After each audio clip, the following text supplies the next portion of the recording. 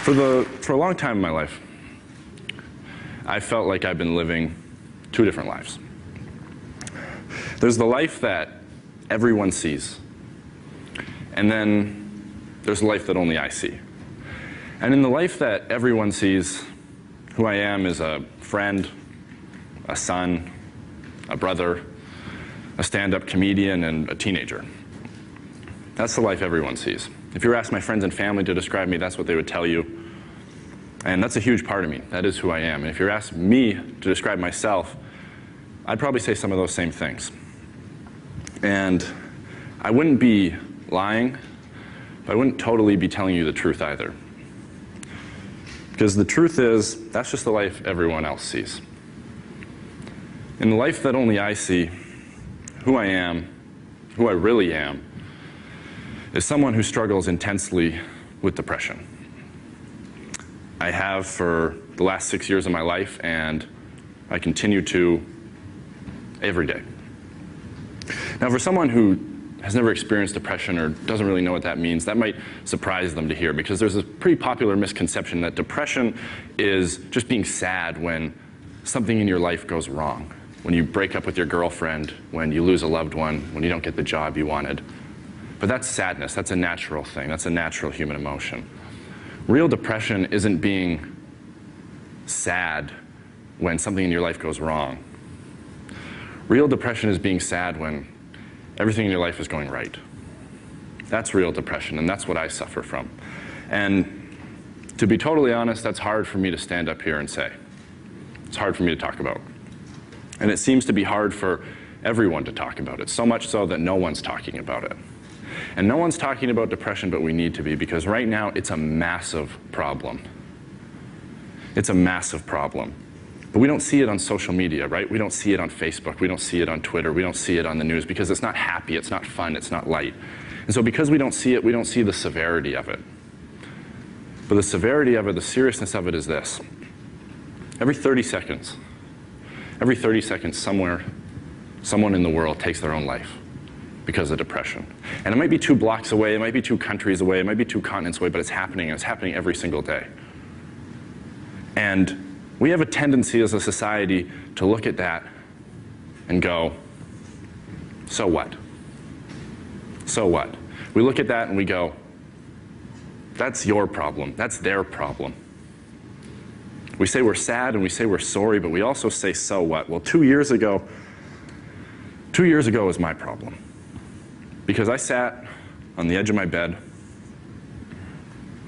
where I'd sat a million times before, and I was suicidal. I was suicidal. And if you were to look at my life on the surface, you wouldn't see a kid who was suicidal. You'd see a kid who was the captain of his basketball team, the drama and theater student of the year, the English student of the year, someone who was consistently on the honor roll and consistently at every party. So you would say I wasn't depressed, you would say I wasn't suicidal, but you'd be wrong. You'd be wrong. So I sat there that night beside a bottle of pills with a pen and paper in my hand, and I thought about taking my own life, and I came this close to doing it. I came this close to doing it. And I didn't. So that makes me one of the lucky ones, one of the people who gets to step out on the ledge and look down but not jump. One of the lucky ones who survives. Well, I survived, and that just leaves me with my story, and my story is this. In 4 simple words, I suffer from depression. I suffer from depression. And for a long time, I think I was living 2 totally different lives, where one person was always afraid of the other. I was afraid that people would see me for who I really was, that I wasn't the perfect popular kid in high school everyone thought I was, that beneath my smile there was struggle, and beneath my light there was dark, and beneath my big personality just hid even bigger pain. See, some people might fear girls not liking them back, some people might fear sharks, some people might fear death, but for me, for a large part of my life, I feared myself. I feared my truth, I feared my honesty, I feared my vulnerability, and that fear made me feel like I was forced into a corner. Where I was forced into a corner and there was only one way out. And so I thought about that way every single day. I thought about it every single day, and if I'm being totally honest standing here, I've thought about it again since, because that's the sickness. That's the struggle. That's depression. And depression isn't chicken pox. You don't beat it once and it's gone forever. It's something you live with. It's something you live in. It's the roommate you can't kick out. It's the voice you can't ignore. It's the feelings you can't seem to escape. And the scariest part is that after a while, you become numb to it.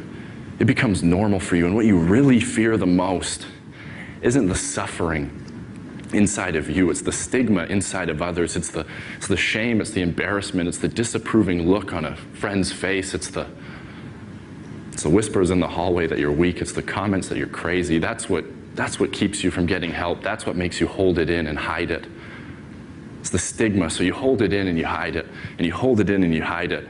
And even though it's keeping you in bed every day and it's making your life feel empty no matter how much you try and fill it, you hide it because the stigma in our society around depression is very real.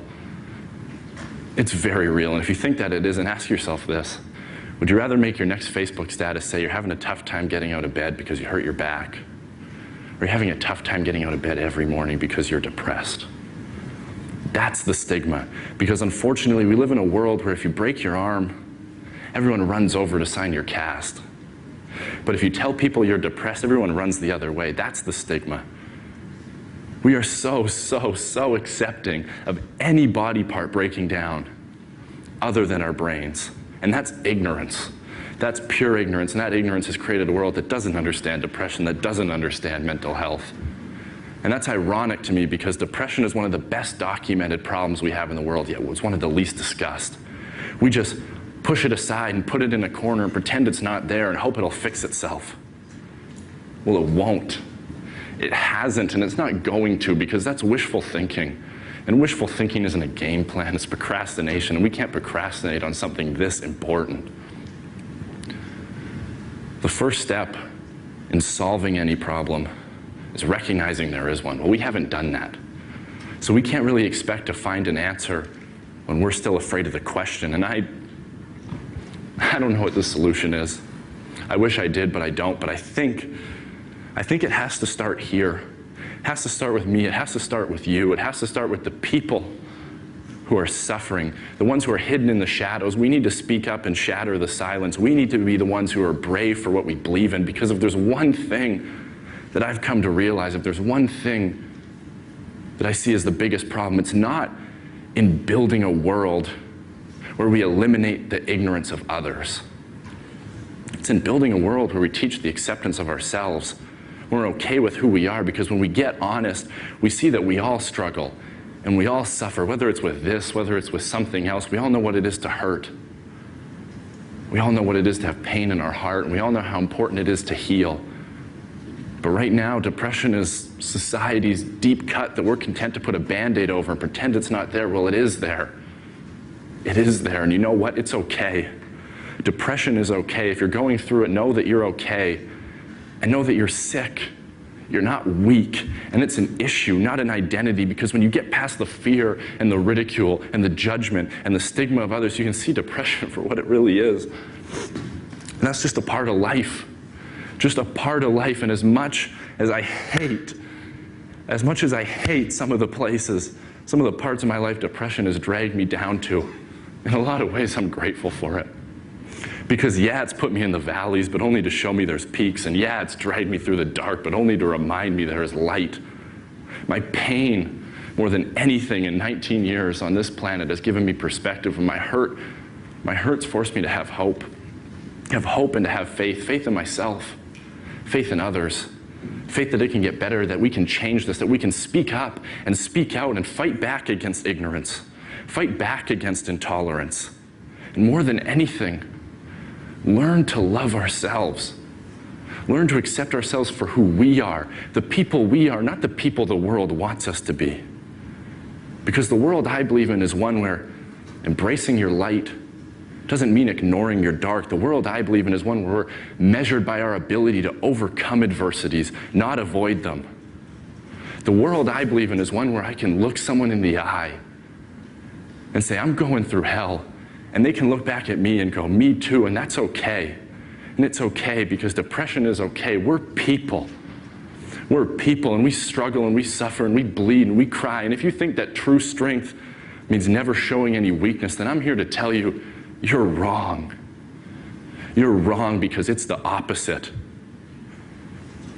We're people, and we have problems. We're not perfect, and that's okay. So we need to stop the ignorance, stop the intolerance, stop the stigma, and stop the silence. And we need to take away the taboos. Take a look at the truth and start talking. Because the only way we're going to beat a problem that people are battling alone is by standing strong together. By standing strong together. And I believe that we can. I believe that we can. Thank you guys so much. This is a dream come true. Thank you. Thank you.